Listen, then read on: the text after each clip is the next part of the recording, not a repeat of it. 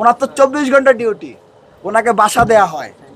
VC pro-VC দুজন শিক্ষা admin, তারপরে হচ্ছে ট্রেজারার, রেজিস্ট্রার, হল প্রভোস্ট, এদেরকে বাসা দেয়া হয়, কারণ এদের ডিউটি 24 ঘন্টা ডিউটি। উনি অফিসে নাই কেন? ভাই এই অফিসে যারা আছেন আপনি এসিটা একটু চালু করেন তো। এই অফিসের কর্মচারী যারা আছেন এসিটা চালু করেন। দেখেন 12টা 52 বাজে আমরা গতকালকে ঘোষণা দিচ্ছি যে আমরা এই টাইমে আসবো, তারপরে তিনি অফিসে নাই। এটা কি প্রমাণ করে? হয় তিনি পলাইছেন, নাইলে তিনি ফাঁকিবাজি করছেন। তার অফিসের প্রত্যেকটা কর্মকর্তা কর্মচারী, একেবারে অধিকাংশ কর্মকর্তা কর্মচারী লাঞ্চের নামে ফাঁকিবাজি করে। আমরা তো ওনাদেরকে বলে আসছি, এমন তো না যে আমরা চুপে ছাড়ে চলে আসছি। আপনারা গতকালকে নিউজ দেখেছেন যে প্রায় হচ্ছে 22 জন কর্মকর্তা, যাদেরকে আপনার কি পাওয়া গেছে, যাদেরকে আপনার পাওয়া যায় নাই, কি বলে এটারে, মানে অফিসে এসে 42 জন কর্মকর্তা। দেখেন 7 কক্ষে যে নিউজ, চ্যানেল 24 এর নিউজ, এই যে ঢাবি প্রশাসনিক ভবন লাঞ্চ টাইমের 1 ঘন্টা পরেও, এখন তো লাঞ্চ টাইম শুরু হয়নি এখন, তাই না? এখনও দেখেন যে অনেক কক্ষে কর্মকর্তারা নাই।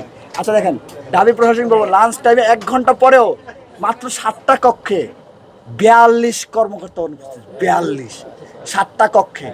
পুরা রেজিস্টার ভবনের কক্ষ কয়টা আছে আপনারা জানেন? এক একটা সাইডে 10 থেকে 15টা করে কক্ষ আছে। এরকম প্রত্যেক ফ্লোরে 3টা বা 4টা এরকম সাইড আছে, বারান্দা আছে। প্রত্যেকটা যদি আপনি 15টা করে হিসাব করেন, প্রত্যেকটাই আপনার প্রত্যেক ফ্লোরে প্রায় 100-র কাছাকাছি রুম আছে। রেজিস্টার ভবন 3 তলা ভবন, প্রায় 300 রুম আছে। এর মধ্যে মাত্র 7টা কক্ষে যে র্যান্ডমলি দেখছে যেখানে 42 কর্মকর্তা নেই, মাত্র 7 কক্ষে। তাহলে এই যে 300 কক্ষ, এই 300 কক্ষে যদি যাইতো তাহলে সংখ্যাটা কত হইতো আপনারাই বলেন? তাহলে সংখ্যাটা কত হইতো? আজকে গতকালকে আমরা নিউজ হয়েছে, সাংবাদিকরা অবস্থা জিজ্ঞাসা করছে, আমরা ডাকসুর পক্ষ থেকে তাকে অবহিত করছি। তাহলে নিউজ হয়েছে উনি জানে, ওনার কর্মকর্তারা ঘুমায় উনি জানে, 7 কক্ষে 42 জন কর্মকর্তা অনুপস্থিত এটা উনি জানে। তারপরে উনি 24 ঘন্টার মধ্যে কোনো ব্যবস্থা কেন নিলেন না? এখন পর্যন্ত উনি কোনো ব্যবস্থা নেন নাই। এমনকি ওনার, আমাদের ধারণা ওনার জবাব দেওয়ার মতো নৈতিক শক্তি নাই, সেজন্য উনি এখান থেকে পালাইছেন। কারণ আমরা তো ওনাদেরকে জানাই আসছি উনি এখন নাই কেন অফিস টাইমে। উনি যদি অফিসে না থাকে ওনার কর্মকর্তারা কিভাবে অফিসে থাকবে, কিভাবে অফিস করবে? এখন তো লাঞ্চ টাইম হয় না যে উনি বলবে যে লাঞ্চ টাইমে লাঞ্চে গেছে। আর আল্লাহর রহমতে এনাদের লাঞ্চ টাইম যে কখন শুরু হয় আর কখন শেষ হয় কেউ বলতে পারে না।